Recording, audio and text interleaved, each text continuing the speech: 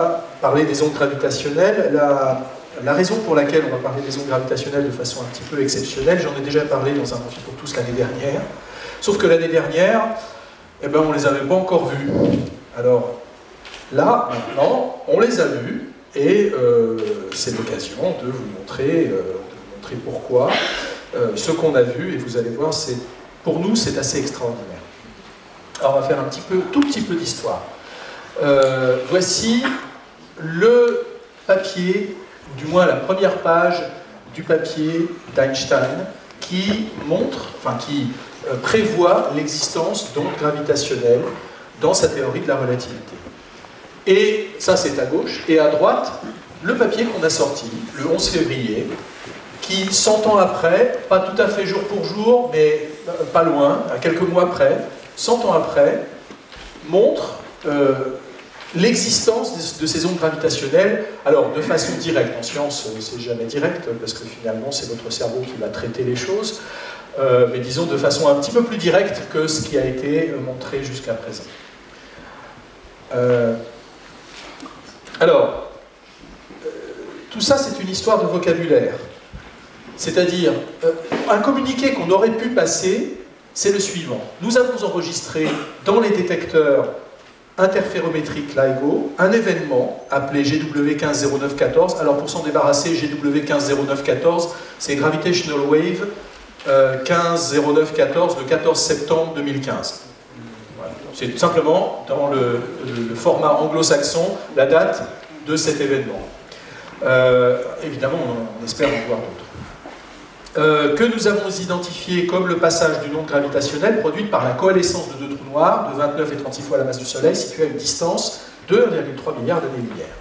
Alors, quand on a un communiqué comme celui-là, il faut tout expliquer. Et donc c'est ce que je vais essayer de faire pendant ces quelques dizaines de minutes ou ces heures, ça dépendra de vous, vous allez voir. Alors justement, voilà comment ça va se passer. Il y a déjà une série de questions que je vais... Ah, excusez-moi. Oui, c'est ça. Il y a une série de questions que je vais auxquelles je vais essayer de répondre déjà.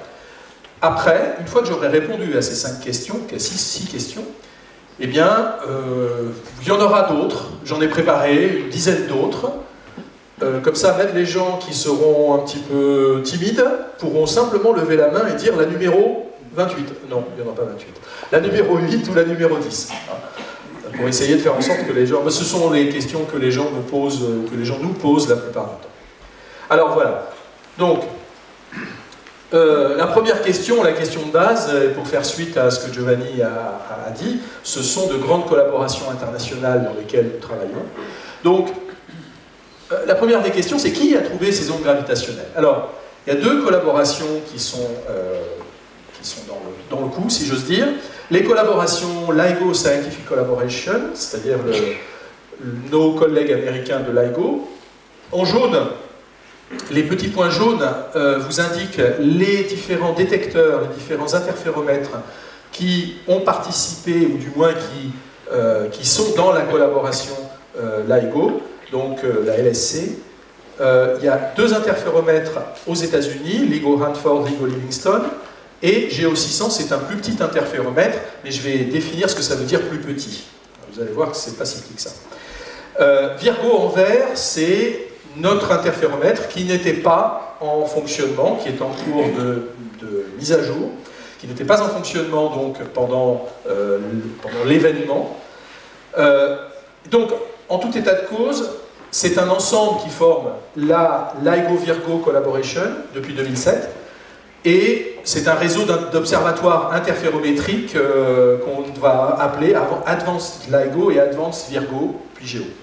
Alors, les 2 détecteurs qui ont participé à cet événement, ou du moins qui ont observé l'événement, ce sont les 2 détecteurs américains. Par contre, une chose importante, c'est que l'analyse des données a été faite par les gens de LIGO, mais aussi les gens de Virgo. Autrement dit, il n'y a pas que juste la détection, il y a tout ce qui vient derrière, et là on a effectivement participé. Alors, bon, la première chose à savoir, dans gravitationnel, il y a gravitation. Hein. Donc, qu'est-ce que c'est que la gravitation? Alors, vous le savez, c'est l'un des ciments les plus importants de l'univers. Vous connaissez Newton, enfin je vous le présente. Il y a la pomme qui lui tombe dessus, l'histoire vous la connaissez, n'est-ce pas? Et puis c'est là qu'il trouve la notion de gravitation universelle. Je ne sais absolument pas si c'est comme ça que ça s'est passé, très probablement pas, mais c'est assez symptomatique de l'importance finalement qu'on donne à cette gravitation. On a même fait une espèce de mythe. Donc, la gravitation, ça participe à la vie, à la mort, à la naissance, à la vie, à la mort des étoiles, des galaxies, des amas de galaxies, c'est-à-dire des groupes d'étoiles, et en gros de l'univers en entier. Ça participe aussi à votre vie parce que vous savez très bien que si vous vous cassez la figure, ça fait mal. Voilà, ça c'est la gravitation. Oui, ça c'était pour les gens qui connaissent la rubrique Abrac, s'il y avait eu une citrouille qui était tombée sur la tête de Newton, peut-être qu'on n'aurait pas eu de gravitation universelle. Alors, en science, il n'y a pas de vérité définitive. C'est-à-dire que la gravitation, selon Newton, alors c'est pratiquement la seule formule ou la seule expression que je vais mettre, quoique il y a des élèves de terminale, là, je devrais pouvoir avaler ça. Deux objets s'attirent parce qu'ils ont une masse.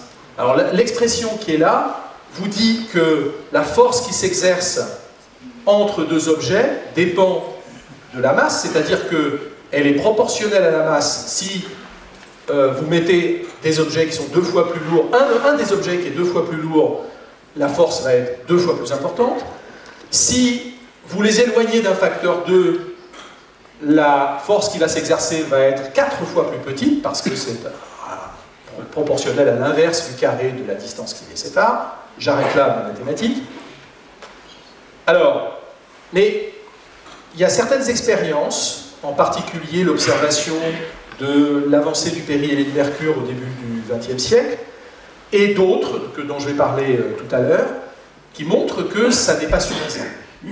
Ça n'est pas suffisant, et Einstein, pour des raisons d'ailleurs qui sont, on va dire, théoriques, hein, ce ne sont pas des raisons vraiment expérimentales, il y a des raisons philosophiques profondes qui ont fait que il a sorti, entre guillemets, sa théorie de la relativité générale. Il y avait l'avancée du péril et de mercure, mais ça c'était juste une conséquence. L'idée de la relativité générale, c'est la suivante. On vous dit ceci.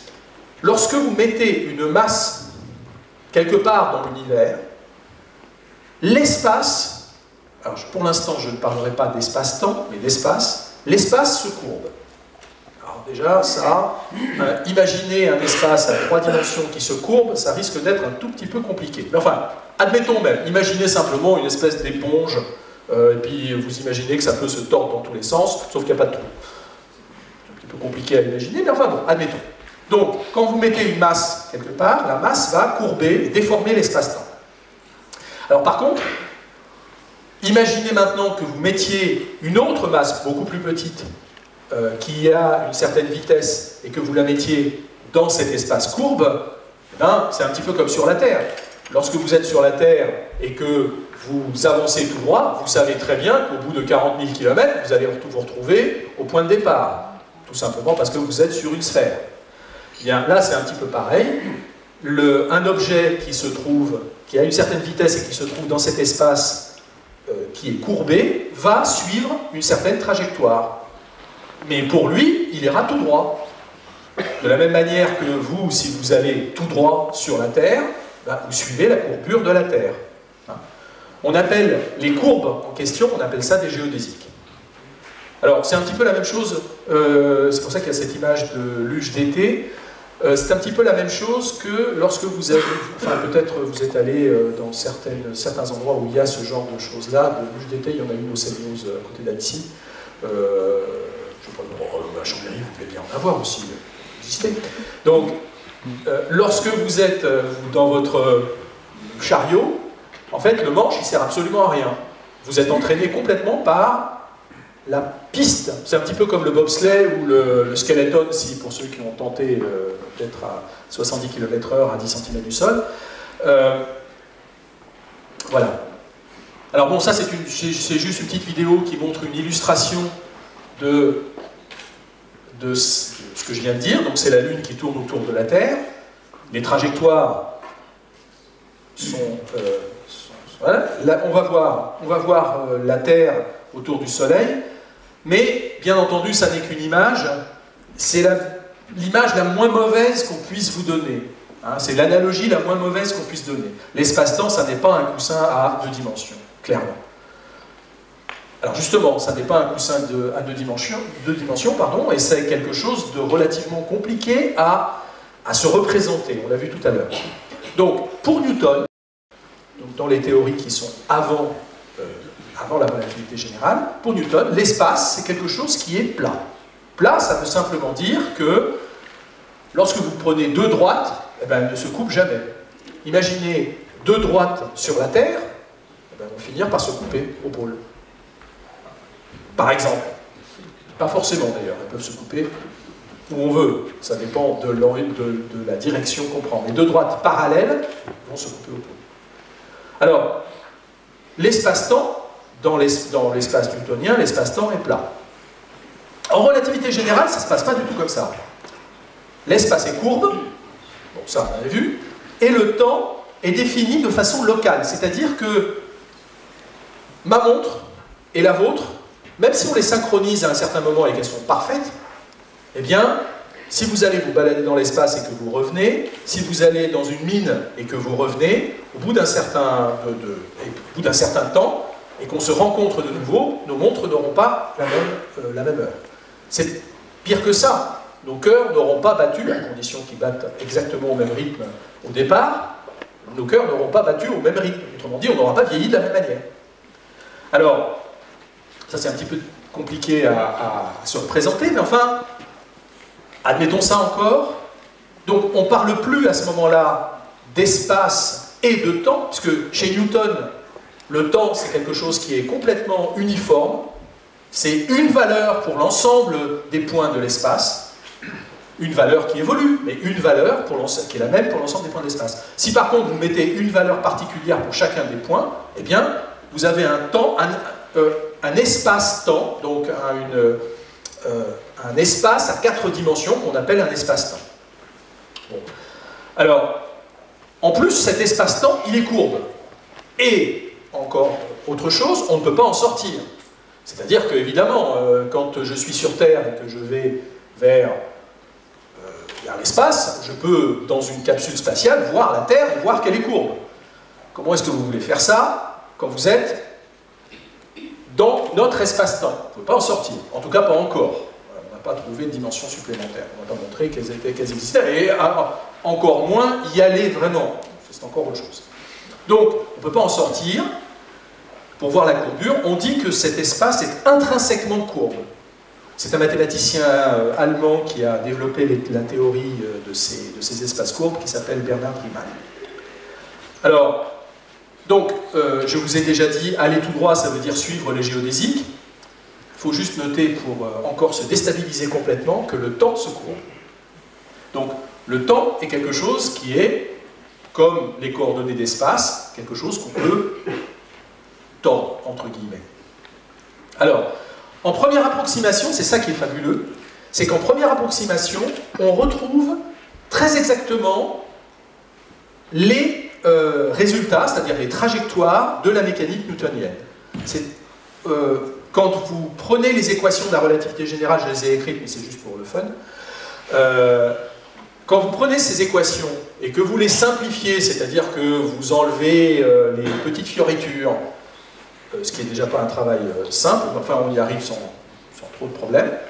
Donc, lorsque vous faites ça, vous retrouvez finalement les équations, les trajectoires de la mécanique newtonienne. Et ça, c'était dans une théorie physique, c'est la première chose qu'on demande à une théorie physique, c'est de retrouver les résultats que les anciennes théories expliquent et d'expliquer d'autres choses. Alors là, par contre, je suis désolé, je vais passer parce que ça va me prendre un petit peu trop de temps. On y reviendra. Ce que je viens de passer, c'est comment est-ce qu'on mesure la courbure d'un espace-temps courbe quand on est dedans. On reprendra, ce sera une des questions si vous voulez me la poser. Alors, Oui, il y a des effets qui sont des effets un petit peu bizarres par rapport à Newton, mais qui sont très petits. Bon, petits, pas tant que ça finalement. D'abord, la trajectoire de certains astres est modifiée. Mercure, Einstein a fait son calcul et a montré que Mercure se comportait, il prévoyait, ou il retrouvait le comportement de Mercure, alors que la théorie newtonienne ne le retrouvait pas. Ensuite, la lumière, elle est dans l'espace. On vous a dit, la lumière va tout droit. Oui, c'est vrai, et l'espace est courbe. Donc elle suit les géodésiques, c'est-à-dire les chemins les plus droits possibles dans un espace courbe, elle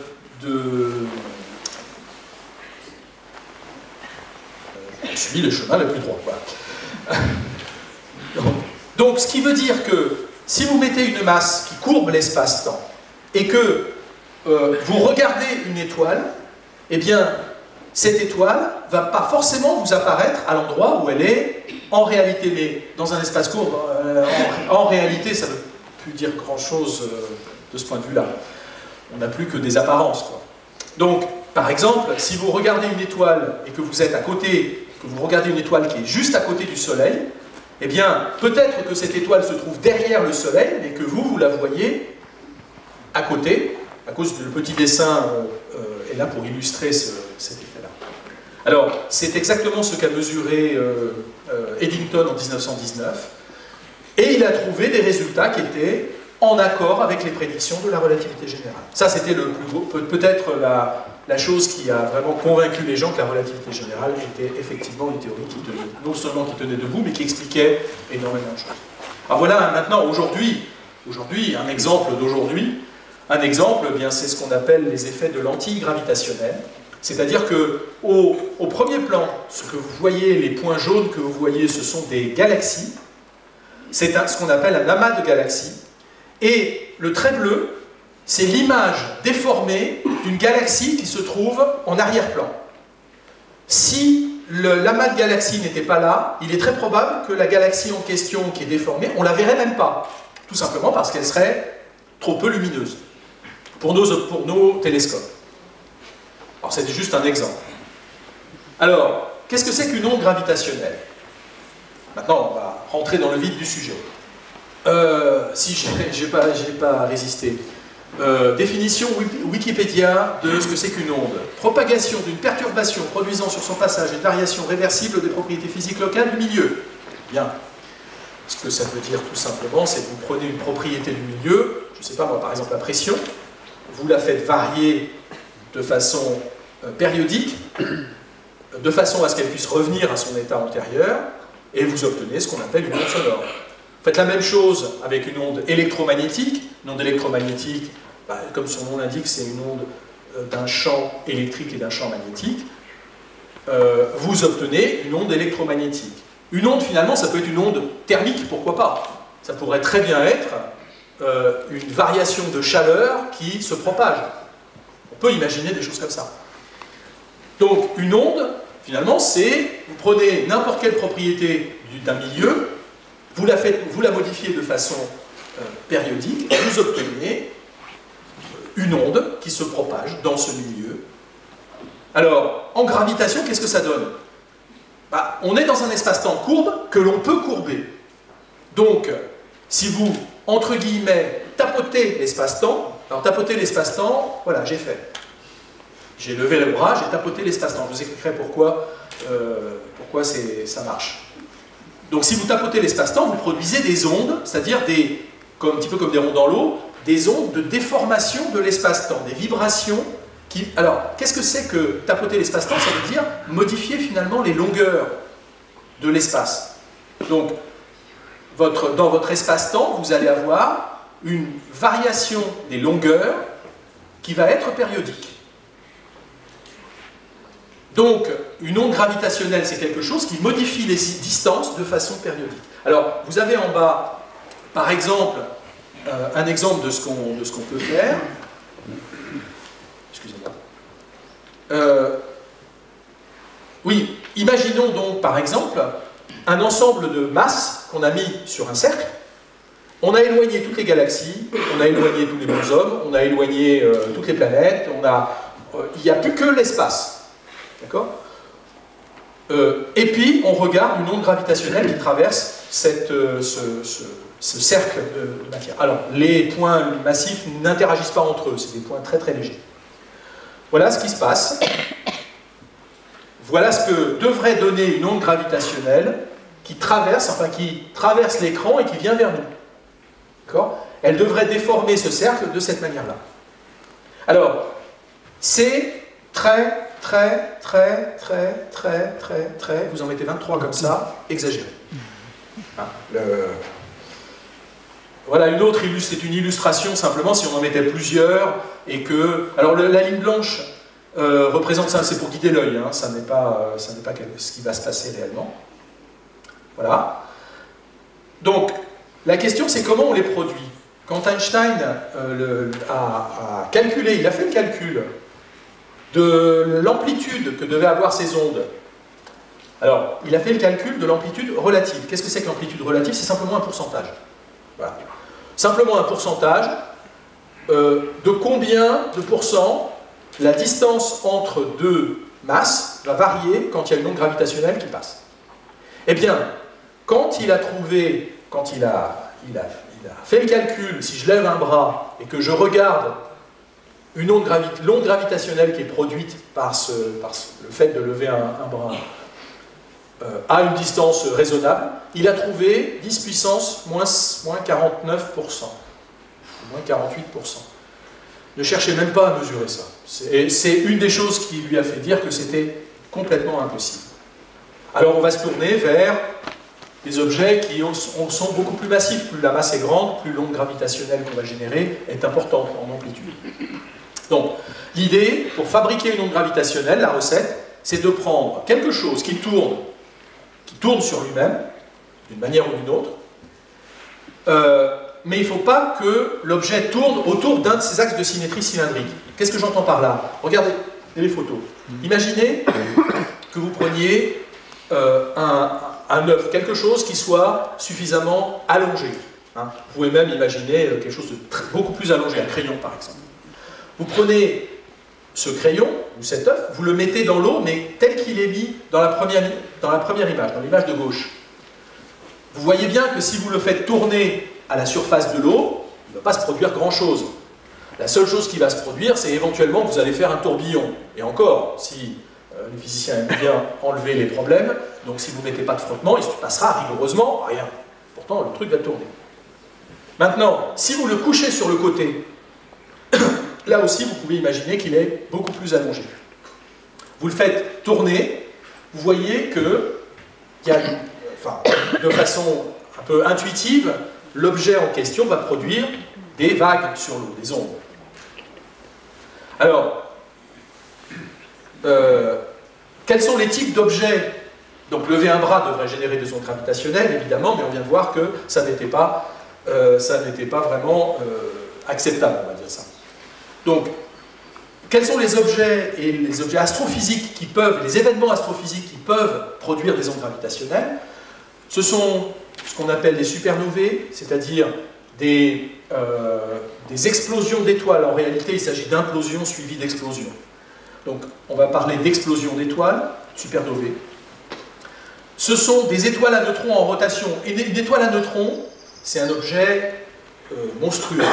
Vous mettez dans 20 km de diamètre, 20 km, voilà, c'est en gros la taille du lac du Bourget, hein, en longueur, quelque chose dans le genre. Okay, vous prenez une sphère qui a cette taille-là, et vous mettez la masse d'un soleil là-dedans. C'est ça, une étoile à neutrons. Bon, si en plus vous la déformez très légèrement, un petit peu dans le genre des images qui sont là, hein, un petit peu comme un œuf, vous la faites tourner selon un axe qui est perpendiculaire à la déformation, eh bien, vous obtenez des ondes gravitationnelles.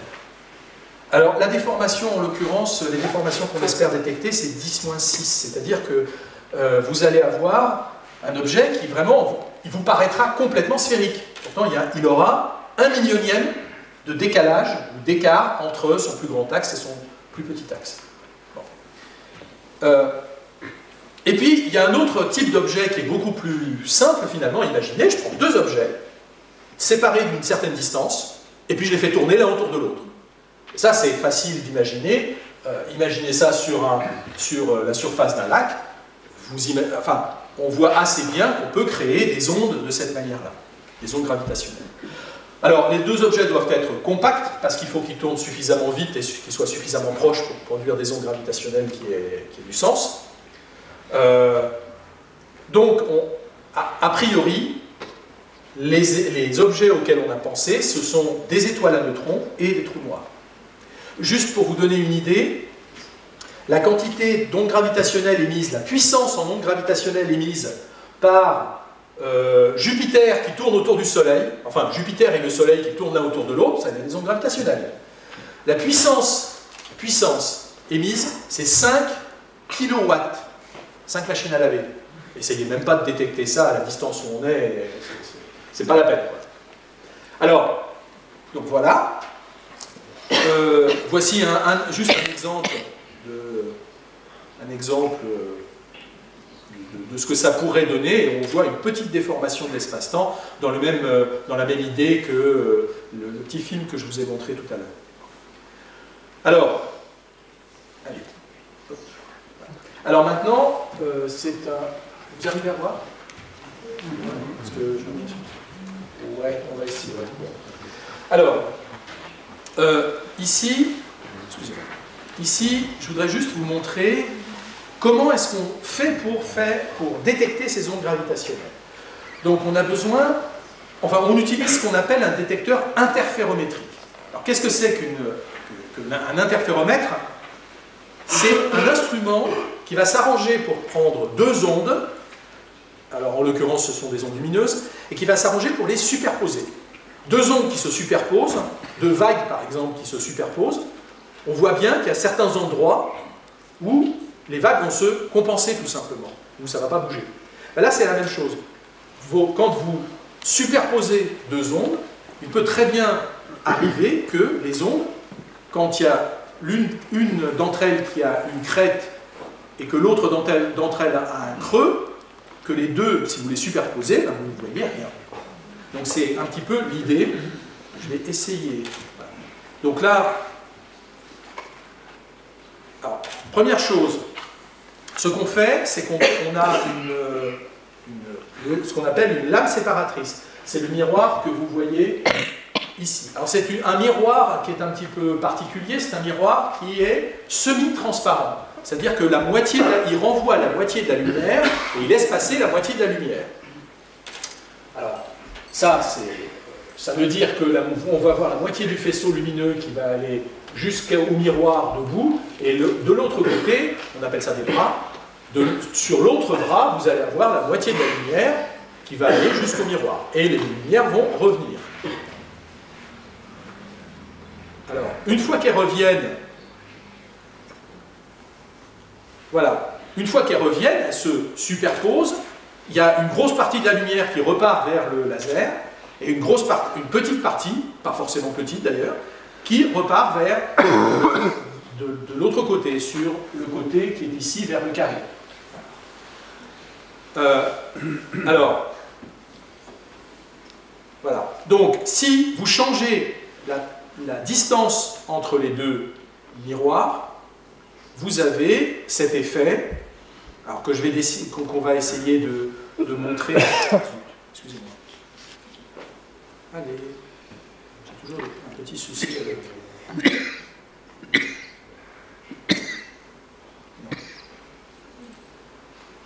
Voilà. Allons-y. On en était là. Hein. On a la lumière qu'on représente maintenant comme une onde. D'accord ? Cette lumière qu'on représente comme une onde, elle arrive sur la séparatrice, elle est séparée en deux. On va suivre l'un des faisceaux, il revient.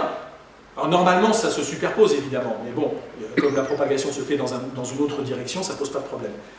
Donc, il revient, et lorsque les deux faisceaux reviennent, on s'arrange pour que, vous voyez, ici, avant le détecteur, les deux faisceaux se superposent mais de façon à ce que, comme je vous l'ai dit, une crête corresponde à un creux et un creux à une crête. Ce qui fait que quand vous allez faire la somme de tous les champs qui correspondent à l'onde électromagnétique, ça va donner 0. C'est-à-dire que vous ne verrez rien. Alors, voilà. Donc, a priori, là, on ne voit rien. Sauf que si je change la taille, si je change la position des miroirs, donc la distance qui sépare la séparatrice de chacun des miroirs debout, eh bien, il peut arriver que, je vais laisser faire, il peut arriver que les ondes se décalent l'une par rapport à l'autre, simplement parce qu'elles auront eu un peu plus de chemin à parcourir ou un peu moins de chemin à parcourir selon les bras, et à ce moment-là, eh bien, on voit quelque chose sur l'écran. Voilà. Alors, ça c'est le principe. Donc l'idée, c'est que si une onde gravitationnelle traverse, on règle le détecteur de façon à ce qu'on ne voit rien, a priori. Ensuite, si une onde gravitationnelle traverse le plan du détecteur, vous vous souvenez, elle comprime l'une des directions, elle étend l'autre. C'est idéal pour ce genre d'interféromètre. Il va y avoir la distance à parcourir dans un des bras va être plus petite que la distance à parcourir dans l'autre, et en sortie, eh ben, mes deux ondes vont se décaler de façon à ce que je vois quelque chose. Alors, ça c'est le principe. Le problème, c'est que on peut faire un interféromètre de 30 cm, ça c'est facile à faire. Prenez un interféromètre, vous le fabriquez avec des miroirs, etc. J'ai un collègue à Pise qui a fait faire à des lycéens un interféromètre de Michelson pour 100 €. Ça se fait. En réalité, nos interféromètres, ils font 3 ou 4 km de long, les bras. Ça ne se fait pas pareil. Ensuite, les éléments et les miroirs, évidemment, si vous voulez mesurer des variations extrêmement petites de longueur, le moindre coup de pied à côté d'un des miroirs, et puis vous faites vibrer le miroir de plus que de quelques centaines de nanomètres, mais c'est plus grand que la plus petite des variations que vous voulez mesurer. Bon. Donc, tous les miroirs et tous les éléments optiques sont suspendus, et je vous montrerai tout à l'heure sur quoi, sont suspendus et amortis. Ensuite, le faisceau laser, c'est 200 watts. Là, vous n'avez pas intérêt à mettre votre main. Votre main, elle crame. 200 watts optique. 200 watts optique. Ce qui est une grosse puissance optique, mais évidemment, en termes d'électricité, c'est peut-être quelques dizaines de kilowatts. C'est tout à fait raisonnable. En plus, il faut qu'il soit très stable. Et évidemment, vous devez être dans le vide. Il est hors de question d'envoyer un faisceau lumineux et que tous les atomes d'air qui sont encore à l'intérieur de votre tube vous gâchent la vie et vous empêchent de voir votre signal. Alors juste pour vous donner quelques autres chiffres qui sont quand même, que moi je trouve, comment dire, extraordinaires. Voilà, il n'y a pas d'autre mot. La micro-rugosité des miroirs, c'est-à-dire si l'écart, si vous voulez, local, à la courbe quasiment parfaite. Eh bien, l'écart à la courbe parfaite, c'est 0,5 nanomètres, les petites bosses. Juste pour comprendre ce que ça veut dire, si vous preniez la taille de la France et que vous regardiez un miroir de la taille de la France, 0,5 nanomètres, ça correspondrait à 1 mm. C'est comme si vous aviez un miroir de la taille de la France dont la plus grosse bosse faisait 1 mm. Alors, c'est un laboratoire de Lyon entre autres un laboratoire de Lyon qui arrive à ce genre de vitesse. Alors, on arrive à mesurer la sensibilité maximale, c'est une variation relative de longueur de 10 puissance moins 23, en gros. 10 puissance moins 23, c'est l'une des questions, je vous dirai après à quoi ça correspond. On devrait être capable d'entendre, entre guillemets, vous verrez pourquoi je dis entendre, une vibration de l'espace-temps, une onde gravitationnelle, venant de l'ordre de 2 milliards d'années-lumière. En tout cas pour le genre d'événement qu'on a entendu, dont je vais vous parler. Alors, juste quelques petites images. Voilà le détecteur, l'interféromètre. On fait la même chose sur une table, hein. Mais en l'occurrence, non, il fallait ça. Ça, c'est le laser. L'un des lasers, c'est une photo d'un laser, c'est pas celui qui est mis directement sur. Je vous montre que Virgo, je vous montrerai que des plans généraux de LIGO. Ça, c'est le système de suspension. Donc vous avez, le miroir est suspendu à un amortisseur, qui sont simplement des lames élastiques, métalliques. Ensuite, l'ensemble est suspendu à un autre système, qui est suspendu à un autre système, etc. Et l'ensemble permet d'avoir un amortissement de l'ordre de 10 puissance 12 à des fréquences raisonnables, c'est-à-dire 20 ou 30 Hz. C'est dans le vide. Voilà, ça c'est un des exemples. C'est le tube, ce qu'on voit sur cette image, c'est le tube à vide, dans l'un des bâtiments, l'un des bras.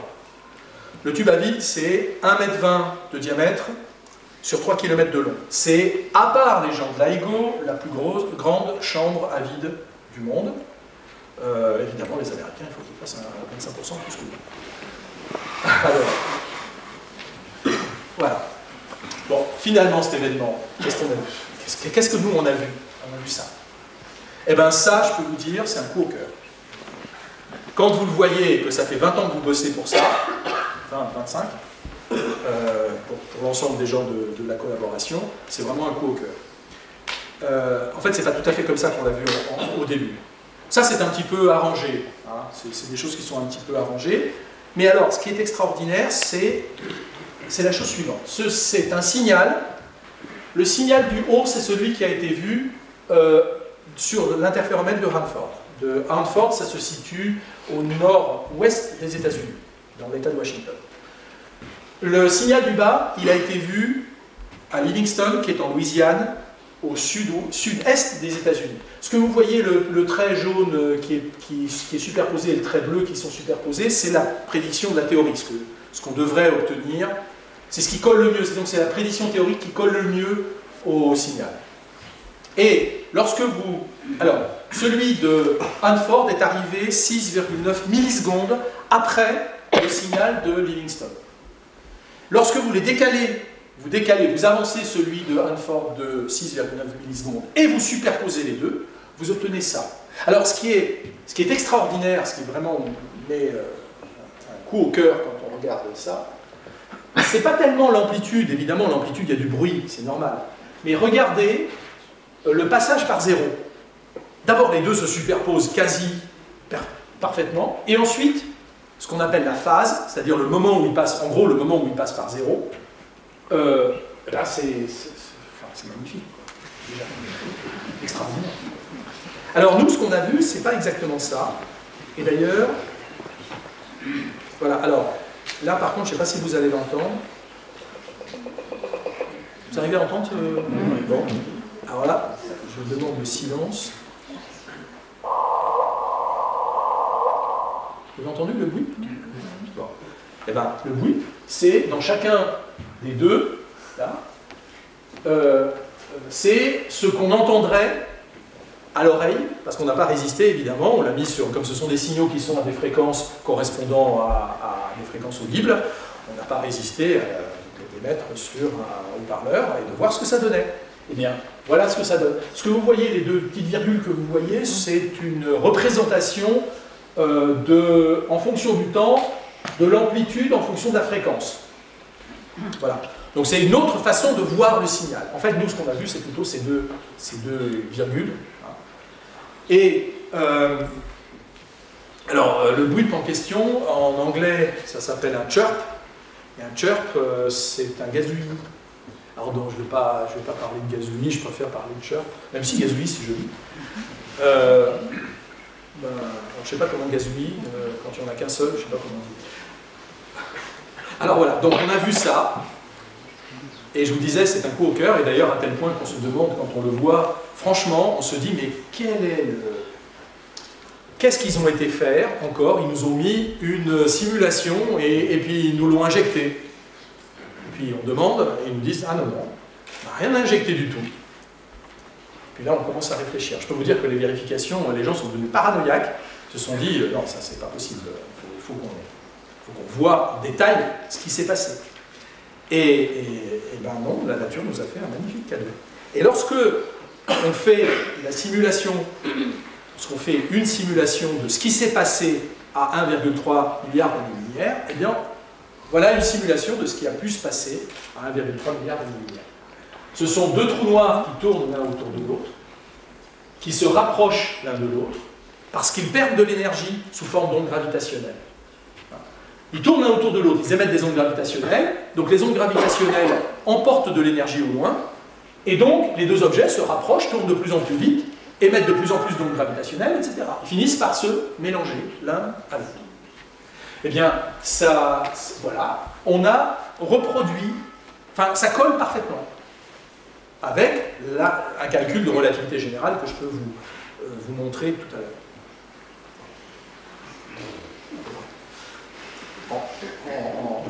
Un squelette. Donc, à quoi ça ressemble GW? Ben voilà toutes les données qu'on a réussi à extraire de ce petit gazouillis, de ces deux gazouillis. Les masses des deux étoiles étaient de l'ordre d'une trentaine de masses solaires, un petit peu plus pour la deuxième, pour le plus gros. L'énergie qui a disparu, vous savez, vous vous souvenez du E égale mc2, ça veut dire que l'énergie et la masse sont équivalentes. Eh bien, l'énergie qui a disparu dans les 2/10 de seconde, disparue sous forme d'onde gravitationnelle, elle a disparu, et qui a été émise sous forme d'onde gravitationnelle en 2/10 de seconde, au moment, enfin, des 2/10 de seconde qui correspondent à notre observation, c'est 2 fois la masse du Soleil. Comme ça. Je pense que c'était encore plus rapide que quand je claque les doigts. Donc, que vous dire de plus que ces objets sont situés à, c'est peut-être pas écrit ici, je ne sais plus, sont situés ici aux alentours de 400 mégaparsecs, ça correspond à 1,3 milliard d'années-lumière. Bon, il y a beaucoup de choses qu'on va pouvoir discuter. Et bien justement, j'ai fini. Ah non. Voilà. Les questions qui sont un petit peu en pâle, c'est celles que l'on vient de traiter. Maintenant, eh ben, ça va être à vous de poser les questions. Donc, je vous les lis quand même. Non, c'est mieux d'éteindre. Donc, une déformation relative de 10 puissance moins 21, ça c'était l'amplitude la plus grande qu'on ait détectée. À quoi ça correspond? Un trou noir, finalement, qu'est-ce que c'est? Y a-t-il d'autres objets qui produisent des ondes gravitationnelles? On parle de collision ou de coalescence, quelle est la différence? Comment êtes-vous sûr que ce sont des trous noirs et de ces masses-là? Comment mesure-t-on la distance à l'événement? Quelles caractéristiques des ondes pouvez-vous mesurer grâce à cet événement? Vous parlez d'événements, pourquoi il y en a d'autres? Pourquoi est-ce si intéressant d'avoir 3 ou 4 ou 5 détecteurs? Et quand Virgo entrera-t-il en lice et quel sera son impact sur la mesure? Et enfin, qu'apporteront ces mesures à l'avenir? Est-ce que vous pouvez nous dire un mot sur les projets futurs? Voilà. C'est au public de lancer, pas les tomates. Allez-y. La 11. Ah, c'est pas celle que j'aurais parié. Comment mesure-t-on la distance à l'événement? Alors, allons-y. Allons-y. Celle-là, on ne l'avait jamais posée. Merci. Alors, le truc, c'est qu'en relativité générale, pour ces ondes gravitationnelles, ce que nous, on mesure, c'est l'amplitude de l'onde.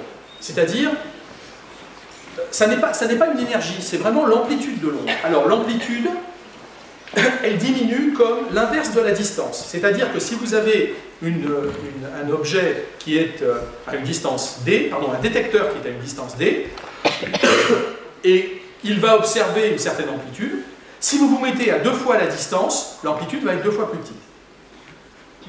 Le truc, c'est que on peut calculer en relativité générale, et de façon extrêmement précise, quelle devrait être l'amplitude à la source, enfin très proche de la source.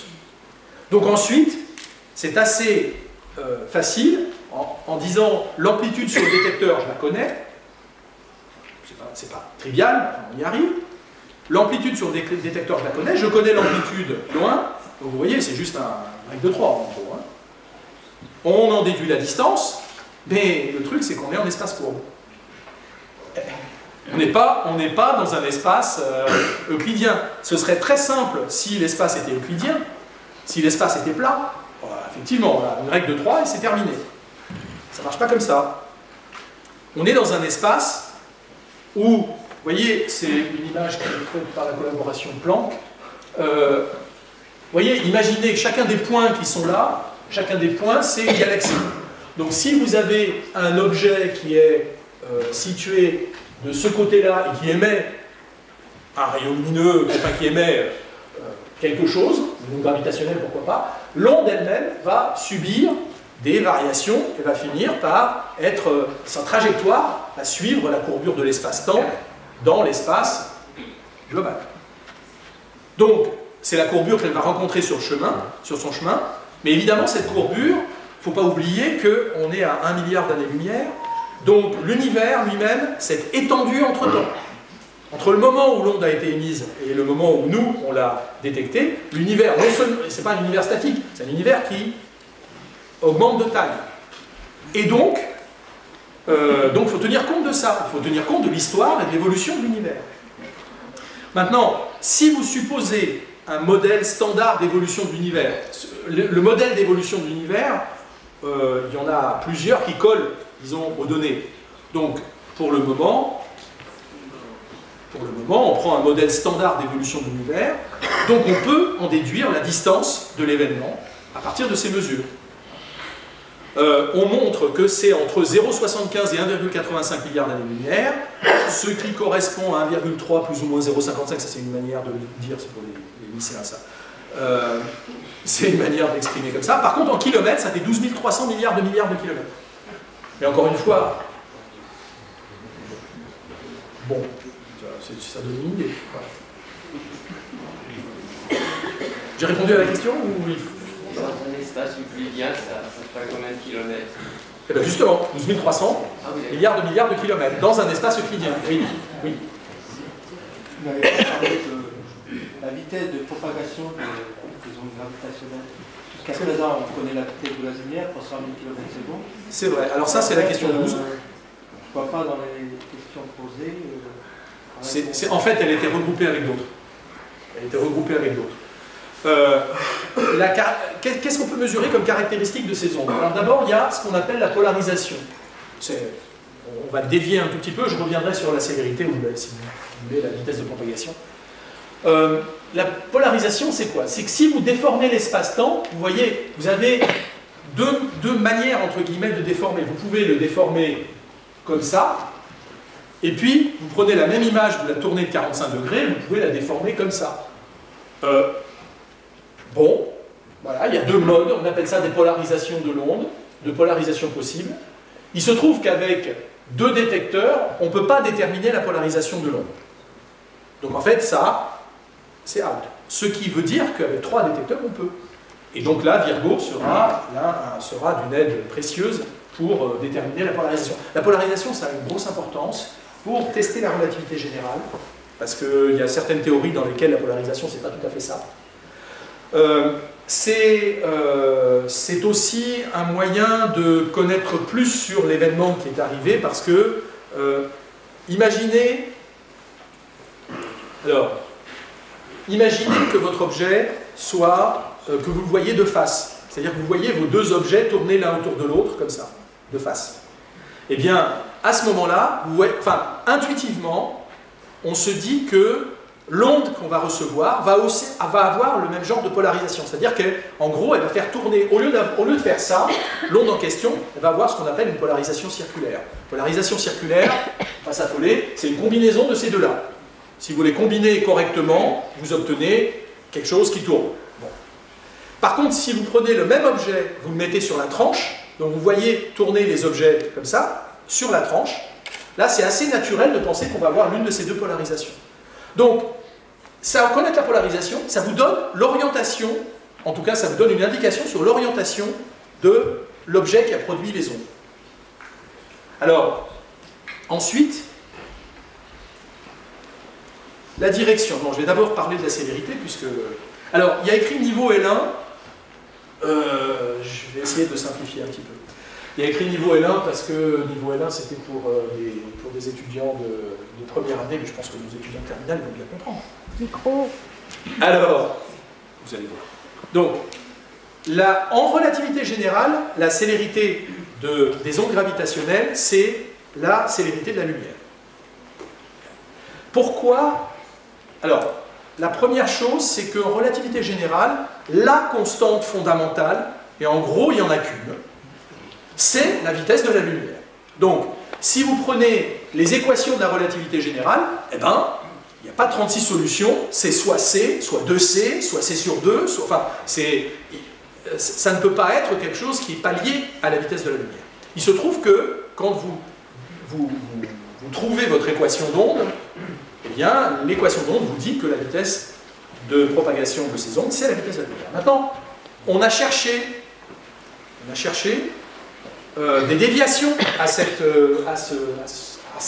C'est-à-dire, on s'est dit, si la célérité est plus petite, si la célérité est plus grande, je ne sais pas faire. Enfin, je ne sais pas faire en relativité générale.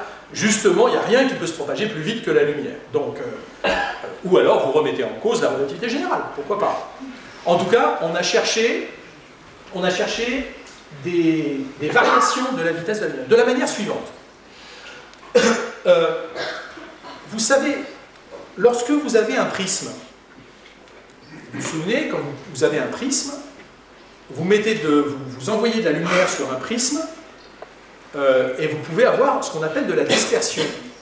C'est-à-dire qu'en fonction de la couleur, donc de la longueur d'onde, du rayonnement que vous envoyez, votre rayon ne va pas être dévié de la même manière dans le prisme, dans le verre. Ça vient de quoi, ça? Ça vient du fait que la vitesse de la lumière dans le vide, c'est la vitesse la plus grande.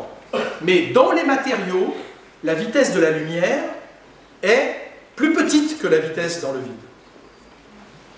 C'est ce qu'on a, le rapport entre la vitesse de la lumière et la vitesse dans le matériau, c'est ce qu'on appelle l'indice du matériau.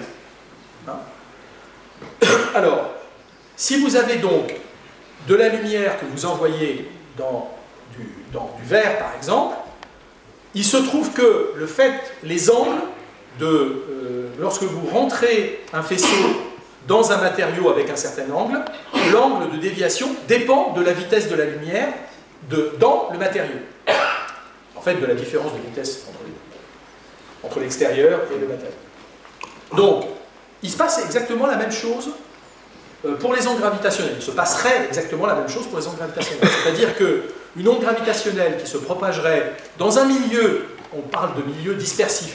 Un milieu dispersif, c'est simplement un milieu pour lequel la vitesse de propagation dépend de la fréquence.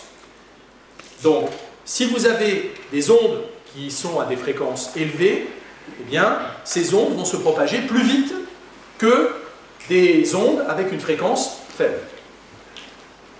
Ça va? Bon. Alors, donc, imaginons que la célérité des ondes gravitationnelles soit plus petite que C. C'est en quelque sorte comme si l'espace-temps lui-même était un milieu dispersif. C'est-à-dire, c'est comme si vous étiez presque dans du verre. Bon, pourquoi pas? Admettons, certaines théories ont ce genre de comportement. Pourquoi pas? Donc, alors, quelle est la conséquence pour nos ondes gravitationnelles qui sont émises par notre couple de trous noirs là? Eh bien, la première chose, c'est que cette danse des trous noirs va d'abord émettre des ondes gravitationnelles de faible fréquence. D'accord? Ça va être un son, en gros un son gras. C'est pas un son, disons que c'est un rayonnement qui a une fréquence, une grande longueur d'onde, une fréquence faible. Et au fur et à mesure que les deux objets vont se rapprocher l'un de l'autre, eh bien, vous allez avoir une fréquence de plus en plus grande. Donc, si je regarde les ondes gravitationnelles, cette fois-ci selon la distance, hein, vous voyez que quand vous êtes proche de l'objet qui émet les ondes gravitationnelles, ben, si vous mettez un détecteur ici, vous allez avoir une onde, une onde gravitationnelle avec une fréquence faible, puis l'onde gravitationnelle qui a été émise après avec une fréquence grande qui va arriver sur votre détecteur. Mais comme les deux fréquences ne voyagent pas à la même vitesse, eh ben, elles peuvent très bien, sur 1,3 milliard d'années-lumière, elles peuvent très bien se dépasser l'une l'autre. C'est-à-dire que les ondes de fréquence grande vont arriver finalement si vous êtes suffisamment loin pour arriver avant les ondes de fréquence petites. Alors qu'au départ, c'était le contraire qui s'est passé. Hein, l'émission, elle était dans l'autre sens. Évidemment, le résultat, ce qu'on a cherché, c'est des déformations de la forme d'onde. C'est-à-dire, on avait la forme d'onde parfaite, enfin, c'est parfait, celle qui collait le mieux, et bien il se trouve qu'elle colle vraiment très bien. C'est-à-dire que les déviations, elles ne sont pas là. On n'a pas vu, aux incertitudes de mesure près, bien entendu, on n'a pas vu de déviation dans nos mesures. Donc, la célérité, pour l'instant, avec d'autres mesures, peut-être, on le refera certainement, mais la célérité, pour le moment, c'est bien la célérité de la lumière. Bon, la direction, on en reparlera peut-être tout à l'heure. S'il vous plaît, il n'y a pas bien longtemps, il y a 8 ou 10 ans, les journaux scientifiques, du moins à la portée du public, disaient qu'on allait bientôt savoir, donc on ne savait pas encore à l'époque, je suppose, si la force de gravitation se propageait aussi vite que la lumière, la force de gravitation. Et que c'est bientôt qu'on allait le savoir parce que la planète Jupiter allait occulter une étoile très fine à l'infini. Et je n'ai pas compris le système qui permettait de déduire si la force d'attirance allait aussi vite que la vitesse de la lumière. Alors, non, comment vous dire ça en relativité générale, il n'y a pas de force. Il n'y a plus cette notion, il n'y a plus vraiment, enfin, du moins pour la gravitation, il n'y a plus cette notion de force. On peut la mettre à la main, bien entendu, mais ça n'est pas ce qui compte. Ce qui compte, c'est uniquement les différentes trajectoires. Donc en l'occurrence, il y a 8 ou 10 ans, ce qu'ils ont fait, c'est mesurer les retards à l'occultation d'une certaine étoile par Jupiter, et ils ont mesuré les différents écarts qu'il pouvait y avoir aux prédictions de Newton ou de la relativité générale. En fait, je crois même qu'ils ont inclus la relativité générale entre le moment où l'étoile passe derrière Jupiter et ce qu'on devrait voir à cause des effets gravitationnels dont je vous ai parlé tout à l'heure, le fait que la lumière est déviée par Jupiter. Donc, que vous preniez Newton ou que vous preniez Einstein, finalement, on obtient, pour ça, on obtient un résultat qui est compatible avec une vitesse de la lumière qui est une vitesse de propagation, pardon, de la gravité, qui est exactement celle-là, hein, celle dont on est en train de parler. Alors, Newton, non, on n'y arrive pas directement, pas avec cette précision-là, on n'y arrive pas à cause des effets de relativité générale. Mais ils les ont bien entendu pris en compte, et ils n'ont rien vu de particulier, ils n'ont pas vu de décalage par rapport aux prédictions de la relativité générale. Donc la propagation de la gravité, c'est bien la vitesse qui se propage à la vitesse de la lumière.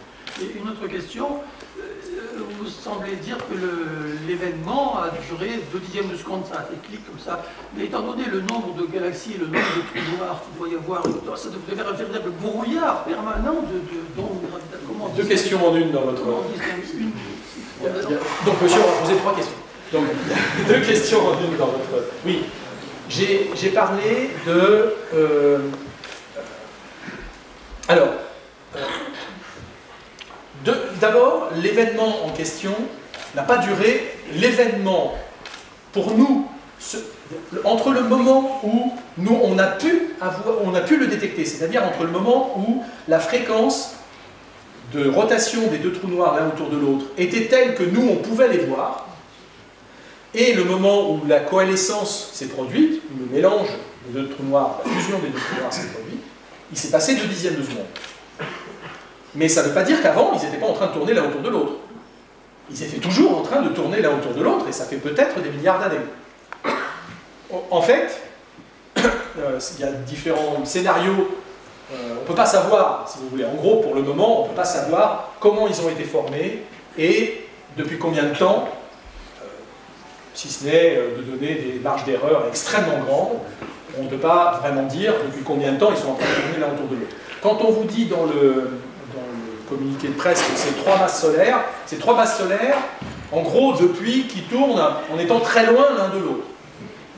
Donc il y a une masse solaire qui a été envoyé sous forme d'onde gravitationnelle entre le moment où ils se sont formés et le moment où on a commencé, nous, à le détecter, et entre le moment où on a commencé, nous, à le détecter et le moment où il y a eu la coalescence, il s'est passé 2 dixièmes de seconde, et là, on peut faire le calcul, et on se rend compte que c'est encore 2 masses stellaires qui ont disparu. En ce qui concerne le brouillard, vous avez tout à fait raison, effectivement. C'est même l'un des sujets de recherche, l'un de nos sujets de recherche. C'est-à-dire que, imaginez effectivement que vous avez un très grand nombre, vu le nombre de galaxies, un très grand nombre d'étoiles qui tournent l'une autour de l'autre. Mais il faut bien voir qu'il faut que les étoiles en question tournent l'une autour de l'autre dans la partie, dans la fréquence, dans les fréquences que nous on peut voir, qui sont des fréquences à partir de, on va dire, 15 Hz, 10 Hz. Et puis dans le sens où il s'agit pas de... Alors, donc il faut que ce soit des objets compacts, il faut que ce soit... voilà. Mais effectivement, dans l'univers, il peut y en avoir.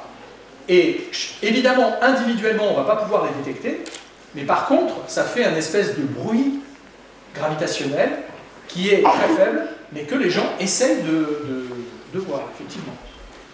Les gens essayent de le détecter aussi. Alors, ce sera probablement plus facile avec des détecteurs comme LISA, enfin, dans l'espace, mais pour le moment, on n'a rien vu. Mais ça, on cherche, bien sûr. Oui, enfin, j'ai une question qui n'est pas parmi les 23. S'il vous plaît. Mais 16. S'il vous plaît, pardon. J'aurais voulu savoir si la... Que tout le monde entende la question. Merci. Oui, j'aurais voulu savoir si la dualité onde-corpuscule est susceptible de s'appliquer aux ondes gravitationnelles. Et dans ce cas-là, quel serait le corpuscule? J'avais pas assez de place, en fait. Alors, effectivement, on pourrait imaginer, puisque à chaque interaction est associée, par exemple, à un boson, par exemple, pour l'interaction électromagnétique, c'est les photons, pour l'interaction faible, ce sont les bosons WZ, pour l'interaction forte, c'est les gluons. Eh bien, les gens ont imaginé que c'est une interaction, finalement, la gravité, donc pourquoi pas imaginer qu'il y a un graviton. Oui. Le problème, c'est de quantifier la gravité. Le problème, c'est de rendre la gravité, de la mettre dans la théorie quantique. Et ça, pour l'instant, ça ne marche pas. Il y a beaucoup de gens qui travaillent dessus, hein, on a avancé. Mais pour le moment, les gens n'ont pas vraiment... Il est possible, d'ailleurs, qu'on ne puisse pas le faire, autrement dit que la gravité soit un autre type d'interaction que ce qu'on a avec les 3 autres. Honnêtement, voilà. Ça n'empêche qu'on peut très bien dire, voilà, j'ai un graviton, admettons, j'applique les principes de dualité au corpuscule, effectivement, et bien à ce moment-là, on a mis une limite à la masse de ce graviton, qui doit être de l'ordre de 10-22 kg. Je ne peux pas vous répondre plus, on n'en sait rien.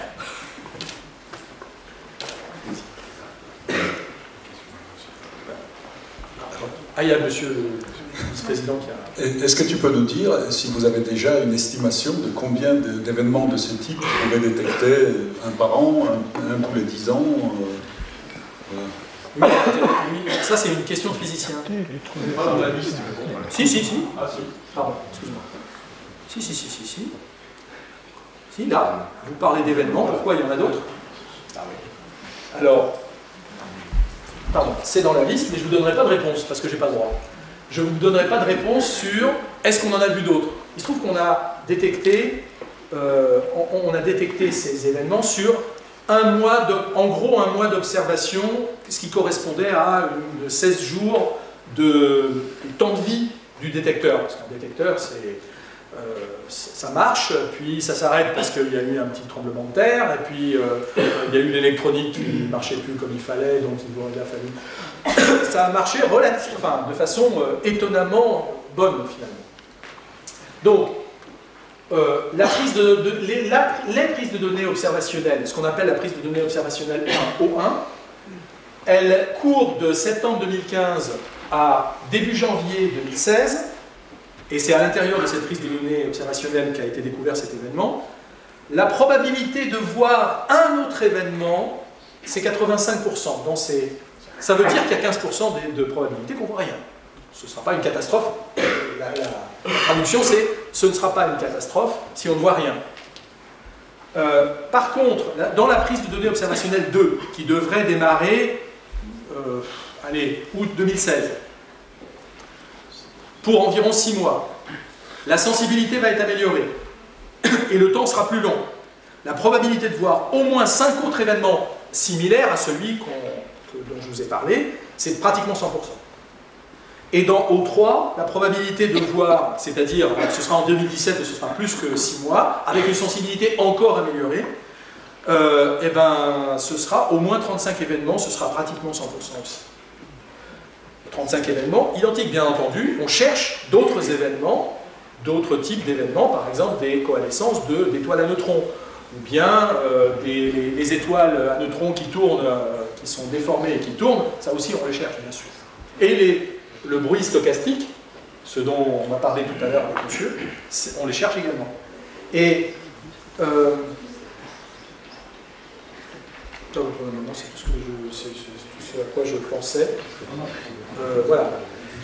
On peut penser qu'on pourrait capter les ondes gravitationnelles qui sont émises au moment du Big Bang? Non, non, pas nous. Oui, pas nous, mais... Enfin, pas nous, non. Est-ce qu'elles ont eu un impact sur le rayonnement fossile? C'est là-dedans qu'on les cherche. C'est là-dedans qu'on cherche, effectivement, c'est les gens qui étudient le rayonnement fossile cherchent ces ondes gravitationnelles dans cette... disons... Alors, pour reprendre un petit peu, pour les élèves, voilà, vous allez trouver.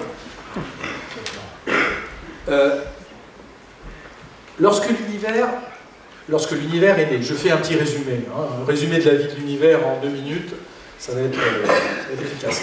Donc lorsque l'univers s'est formé, vous avez tous entendu parler du Big Bang. Alors, cet univers il était en expansion.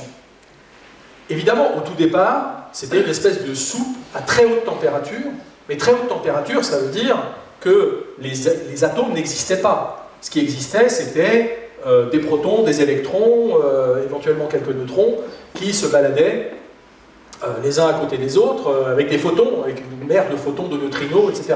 C'est une mer de particules. Ça n'était pas... il n'y avait rien de formé. Et puis, au fur et à mesure de l'expansion, la température a baissé, l'énergie moyenne de chacune des particules a baissé également, jusqu'au moment où les électrons et les protons ont pu se mettre ensemble. Quand les électrons ont été capturés en quelque sorte par les protons, au contraire, eh bien, vous avez, et ça s'est passé en relativement peu de temps, ça, vous avez eu à ce moment-là, les photons qui existaient à ce moment-là se sont littéralement libérés. C'est-à-dire qu'auparavant, un photon risquait tout le temps de se retrouver, enfin de taper contre un proton, contre un électron, et donc finalement d'être dévié, d'interagir d'une manière ou d'une autre. Voilà. Donc, au moment où il y a eu ce qu'on appelle la recombinaison, les deux électrons-protons tous les électrons, en gros tous les électrons et tous les protons se sont mis ensemble, et les photons, à ce moment-là, se sont sentis libérés. C'est-à-dire qu'ils ont voyagé tout droit sans interagir. Et nous, ces photons-là, on les voit. Ces photons, on les voit parce que l'univers s'étant étendu, la longueur d'onde des photons a augmenté, parce la longueur d'onde des photons suit l'expansion de l'univers. Et aujourd'hui, ces photons, donc ces grains de lumière, on les voit sous la forme de rayonnements radio qu'on observe venant de toutes les directions du ciel. Ce rayonnement est très uniforme, excepté qu'il y a une toute petite non-uniformité. C'est-à-dire, je regarde là et je regarde là, à un 100 millième près, c'est la même chose. Mais le 100 millième, il est important. Parce que les variations en question, les variations, si vous voulez, d'intensité entre les différentes directions du ciel, elles sont dues à ce qui s'est passé, en fait, avant cette période de recombinaison.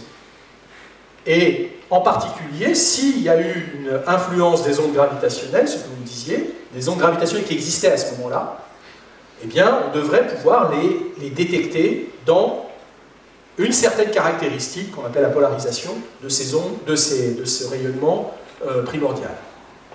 Voilà. Alors, donc, disons que nous, on ne devrait pas, je ne pense pas qu'on soit capable, ou alors, sauf grosse surprise, qu'on soit capable de voir ne serait-ce qu'un petit morceau de ces ondes gravitationnelles primordiales. Nous, on les détecterait directement. Ce ne serait pas par l'intermédiaire du CMB, enfin, du rayonnement de fond cosmologique. Donc on dirait pas... On les verrait peut-être, mais il faudrait des caractéristiques très particulières, et pour le moment, enfin, bon, une grosse surprise. Mais pourquoi pas? En tout cas, on les recherche à travers des algorithmes comme ceux de recherche des ondes stochastiques dont on parlait tout à l'heure.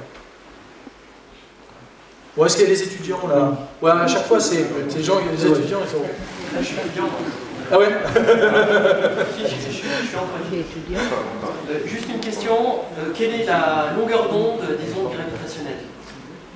Alors, la longueur d'onde, c'est les ondes, je vais parler de fréquence, mais les longueurs d'onde, c'est plusieurs milliers de kilomètres pour celles qu'on peut détecter.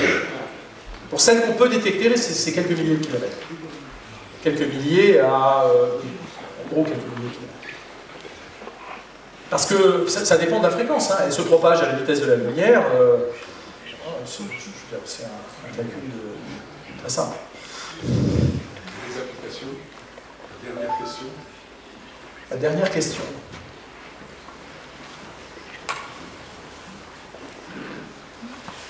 La dernière, ah non, c'est pas... Ah, tu veux dire qu'est-ce que apporteront? Alors, qu'est-ce que ça va apporter, effectivement? Lorsque vous regardez l'astronomie traditionnelle, c'est quoi? C'est là, vous observez... Alors, Giovanni, tout à l'heure, vous a parlé du rayonnement cosmique. C'est une autre partie. Mais dans l'astronomie traditionnelle, vous observez le ciel principalement sous l'aspect onde électromagnétique, lumière, si vous voulez. Sauf que la lumière en question, c'est l'infrarouge, le visible, les UV, les rayons X, les rayons gamma. Là, vous avez toute une palette. Vous pouvez aussi essayer de les observer disons, dans le domaine des rayonnements neutrinos, par exemple, pourquoi pas. En tout état de cause, ce qu'on dit, c'est qu'on voit les astres, entre guillemets. Pourquoi? Parce que vous pouvez dire la direction de l'objet, c'est ça. Je le vois, littéralement, je le vois. Si j'ai deux yeux, je pourrais même imaginer de détecter ou de dire quelle est la direction d'où vient la lumière. Alors, l'astronomie en ondes gravitationnelles, un détecteur d'ondes gravitationnelles, ça n'est pas directif. C'est-à-dire qu'un détecteur d'ondes gravitationnelles, en gros, quelle que soit la direction, il ne pourra pas vous dire tout seul d'où vient la direction, quelle est la direction de l'onde. Donc, c'est un petit peu plus comme nos deux oreilles. Nos deux oreilles, l'une... en gros, si vous bouchez une oreille et qu'il n'y a pas d'écho, si vous êtes dans un champ, disons, hein, eh bien, vous bouchez une oreille et qu'il y a quelqu'un qui vous parle, si elle est bien bouchée, vous ne saurez pas d'où vient le son. Peut-être que votre cerveau, parce qu'il sera habitué au son, va quand même reconstruire, simplement parce que selon la direction, en particulier si vous êtes du côté de l'oreille bouchée, l'amplitude de ce que vous allez entendre sera moins fort que si c'est de l'autre côté. Mais si on vous met par exemple dans une chambre anéchoïde, vous êtes incapable de savoir d'où vient le son. Si vous avez deux oreilles, c'est simplement parce que le cerveau reconstruit la direction de l'onde à cause du décalage, un petit peu comme on le fait avec deux détecteurs, à cause du décalage entre les deux sons, le déphasage, le décalage en temps entre les deux sons, la différence de temps entre le moment où le son vous arrive sur une oreille et le moment où il arrive sur l'autre, ça suffit au cerveau pour vous dire « Ah tiens, ça vient de là ». Et par contre, verticalement, pas beaucoup. Beaucoup moins précis. Donc, en ce sens-là, nos détecteurs écoutent plus les phénomènes qu'ils ne les voient. Donc, ce qu'on va pouvoir faire, alors là c'est très succinct, on vous a dit on va pouvoir faire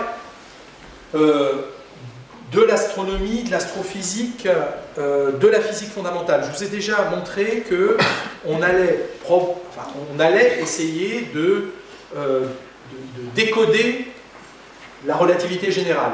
On va essayer de montrer que la relativité générale tient. Et ça, c'est déjà extrêmement important, c'est de la science fondamentale. Ensuite, les ondes gravitationnelles, elles ont cette propriété qu'elles traversent la matière pratiquement sans interagir. Imaginez maintenant qu'il y ait, par exemple, je vous ai dit, une supernova, une explosion d'étoiles, en fait, c'est une implosion. C'est-à-dire que, qu'est-ce qui tient une étoile, qu'est-ce qui maintient la taille d'une étoile? Il y a deux choses. La gravitation, qui a tendance à tirer l'étoile, tirer tous les morceaux d'étoile vers le centre, et la fournaise intérieure, le fait que vous rajoutiez de l'énergie constamment à votre système, et votre étoile, eh bien c'est un équilibre. Quand vous mettez de l'énergie, ça a tendance à faire gonfler le système, disons. Hein. Et donc vous avez un équilibre entre ces deux effets-là. C'est cet équilibre-là qui, lorsque l'étoile a fini de brûler son carburant, cet équilibre il est rompu. C'est la gravitation qui gagne. Et la gravitation qui gagne, ça ne se passe pas en un moment. C'est-à-dire que le centre de l'étoile, enfin toute l'étoile va commencer à tomber sur elle-même, mais le centre de l'étoile, les couches internes, vont tomber plus vite, forcément vont arriver au centre plus vite que le reste. Et lorsqu'elles vont arriver au centre, elles vont former une étoile à neutrons. C'est-à-dire que les électrons et les protons vont se mettre ensemble pour former, à cause de la pression qu'il va y avoir, et les électrons et les protons vont se mettre ensemble pour former des neutrons, et vous aurez votre cœur dur, une étoile à neutrons. Je suis en train de vous décrire les supernovae de type 2, mais il y a d'autres types d'explosions d'étoiles. On ne va pas rentrer dans le détail, mais ça, celui-là, c'est le plus symptomatique, le plus symbolique. Lorsque donc le reste de l'étoile arrive, évidemment, lui il n'a pas fini, mais il arrive, mais le cœur s'est formé. Et bien ça rebondit tout simplement. C'est un rebond, ça, en termes de physique, on a une onde de choc qui est produite par les premières couches externes qui arrivent sur le cœur, et puis l'onde de choc va tout simplement expulser tout le reste de l'étoile. Vous, ce que vous voyez, c'est une explosion. Mais si jamais il y a des ondes gravitationnelles qui ont été produites parce que le machin ne s'est pas effondré en une seule fois, ou ne s'est pas effondré de façon symétrique, etc. Si des ondes gravitationnelles sont produites, ce qu'on pense, eh bien, au moment où ces ondes gravitationnelles sont produites, une fois qu'elles sont produites plutôt, elles vont traverser toutes les couches de l'étoile, toutes les couches qui sont en train de s'en aller là, les ondes gravitationnelles vont les traverser pratiquement sans interagir. Et lorsqu'elles vont arriver sur nos détecteurs, elles nous donneront une indication directe de ce qui s'est passé. Nous donneront un moyen de tester nos théories sur ces explosions d'étoiles. Alors, c'est un exemple. Un autre exemple en astrophysique, c'est par exemple une étoile à neutrons. Comment est-ce que c'est composé? Pour l'instant, on ne sait pas trop quelle est ce qu'on appelle l'équation d'état, c'est-à-dire la façon dont est formé le cœur d'une étoile à neutrons. On a quelques hypothèses, évidemment. Les modèles marchent plus ou moins bien. Mais là, si on avait une étoile à neutrons qui est déformée et qui tourne sur elle-même et qui émet des ondes gravitationnelles, ça nous permettrait d'avoir une bonne indication sur comment est le cœur de l'étoile en question. Voilà. Je peux en dire plus, je peux en dire juste un mot supplémentaire. C'est l'avenir pour nos détecteurs. Advanced LIGO, vous avez ici une carte des détecteurs qui vont venir, qui sont en cours de construction et qui vont venir. Les deux LIGO et Virgo, vous voyez, les deux LIGO ont été mis en route en 2015 et 2 jours après qu'ils aient été mis en route, ils ont trouvé quelque chose. Pas mal. C'est en ce sens-là que la nature nous a fait un beau cadeau, parce que après, dans les 16 jours qui ont suivi, on n'a rien vu. Advanced Virgo, on est en train de le mettre en route. Et on espère que d'ici d'ici cet automne, on va le mettre en route et participer aux détections, qu'on verra pour dans notre réseau. Géo qui est en haut, qui marche depuis 2011, mais Géo c'est pas 3 km, c'est 600 mètres. C'est rien, mais bon, on teste des technologies, c'est un des détecteurs qui sont importants parce qu'on teste des technologies nouvelles comme pour ceux qui connaissent la compression. Kagra, qui est le détecteur japonais. Les Japonais, ils sont en train de construire un détecteur sous terre et cryogénique. Cryogénique, c'est pour refroidir les miroirs, parce que l'un des bruits fondamentaux qu'on a dans Virgo et dans tous les autres détecteurs, c'est le fait que les miroirs sont à une certaine température. Vous savez, la température, c'est une indication ou une mesure de l'agitation des atomes. Et ce qui dit agitation des atomes, dit potentiellement une variation ou un bruit qui va nous arriver dans le signal de sortie. Si la surface de vos miroirs vibre, forcément, ça ne va pas, ça vous gêne, quoi. Donc eux, ils font un détecteur cryogénique qui devrait être en route en 2018.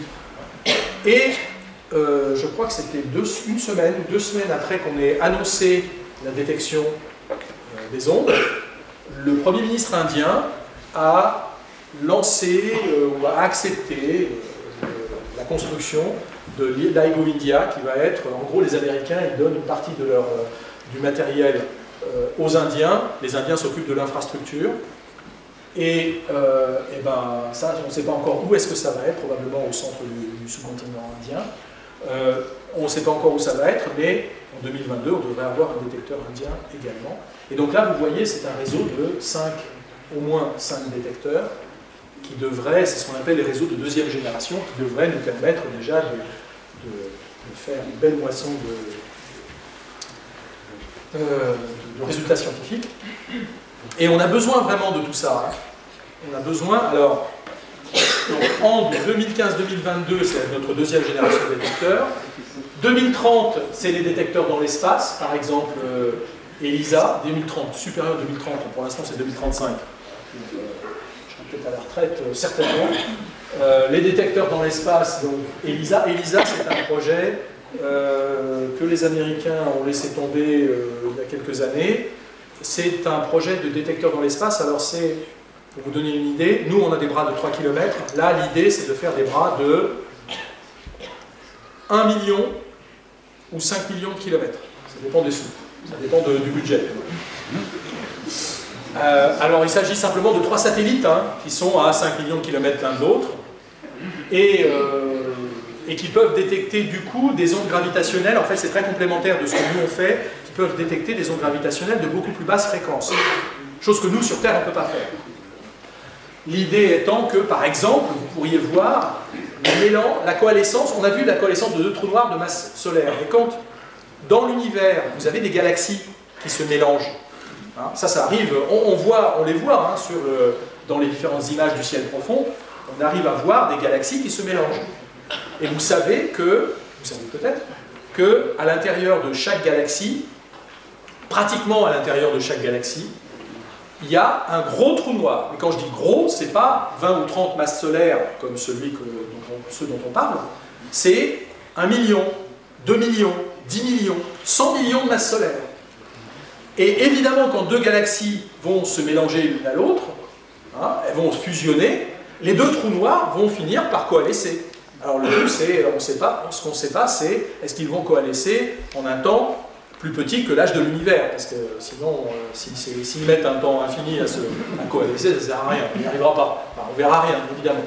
Mais on pense que ça met un temps plus petit que l'âge de l'univers. Donc, on devrait, vu le nombre de coalescences qu'il y a dans tout l'univers, on devrait les voir.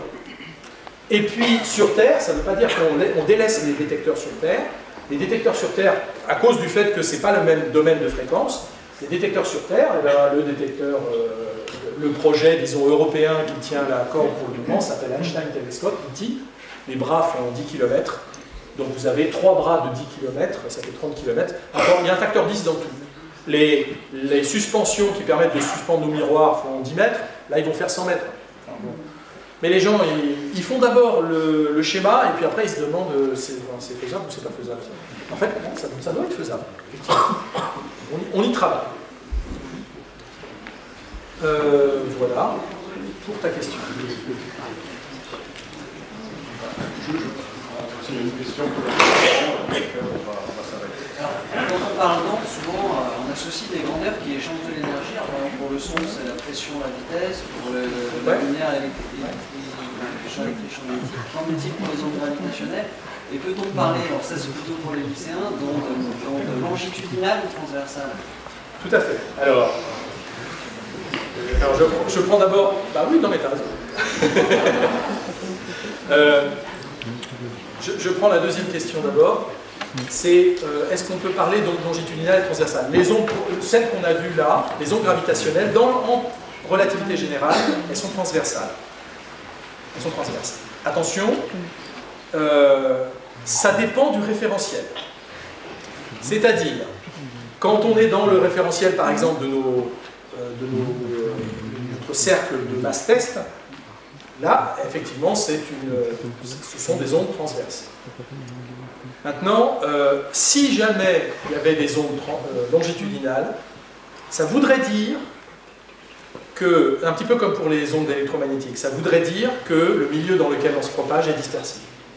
Autrement dit, la vitesse, enfin les deux sont liés, la vitesse de propagation des ondes ne serait pas la vitesse de la lumière. Et donc on verrait très probablement une modification de la forme de l'onde. Il y a des théories qui prédisent une composante longitudinale, et on travaille pour essayer de détecter. Pour l'instant, on n'a rien vu de longitudinal. C'était quoi votre première question? C'était l'échange entre... Oui, l'énergie. L'énergie. Alors, le truc, c'est que au début, les gens pensaient que les ondes gravitationnelles... comment dire ça? Les gens pensaient que les ondes gravitationnelles, c'était un effet purement de cartographie. C'est-à-dire qu'ils pensaient... Enfin, l'une des hypothèses, c'était que Einstein, bon, il avait trouvé ces équations, mais que ça ne correspondait que à des vibrations de la cartographie de l'espace-temps, mais pas de l'espace-temps lui-même. Ça, c'était le premier point. Et le deuxième point, c'était que est-ce que ces ondes transportaient de l'énergie? Personne n'en était sûr. Jusqu'au moment où on a vu effectivement qu'un couple d'étoiles à neutrons diminuait, enfin son période de rotation diminuait en conformité parfaite avec les prédictions de la relativité générale. Mais quand il faut arriver à exprimer, disons, par une expression, par une formule, cette énergie. Et c'est là qu'on a un problème. On a un problème parce que quand on essaye de le faire simplement, on n'y arrive pas. En fait, les ondes transportent de l'énergie, effectivement, mais pour s'en rendre compte et pour faire le calcul, on est obligé de faire la moyenne sur plusieurs longueurs d'onde pour arriver à se rendre compte qu'elles transportent de l'énergie. Et quand on fait ça, ça fonctionne. Je ne sais pas si j'ai répondu suffisamment à la question. Quand Einstein décrit ces équations, les équations d'Einstein, je les avais montrées.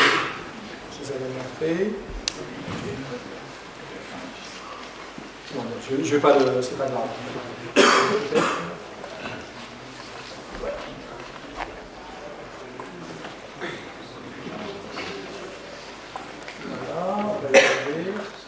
Voilà, ici, ces équations-là, cette équation, c'est ce qu'on appelle les équations d'Einstein, parce qu'en fait, il y en a 16. Il y en a 16 parce que chacun des mu et des nu, là, c'est un indice, et que mu peut prendre 4 valeurs, et nu 4 valeurs, donc peu importe. Le truc, c'est que le membre de gauche représente la déformation de l'espace-temps, représente en fait finalement la forme de l'espace-temps, dans ces 4 dimensions. D'accord ? Et ce membre-là t'indique exactement, c'est une quantité d'énergie-impulsion, donc c'est finalement une quantité de masse, que ce soit masse, énergie et masse, on a vu que c'était la même chose.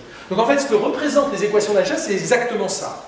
C'est comment est-ce qu'une masse déforme l'espace-temps. Et tu montres qu'il y a une égalité entre les deux, entre un certain type de déformation et une certaine quantité d'énergie-impulsion.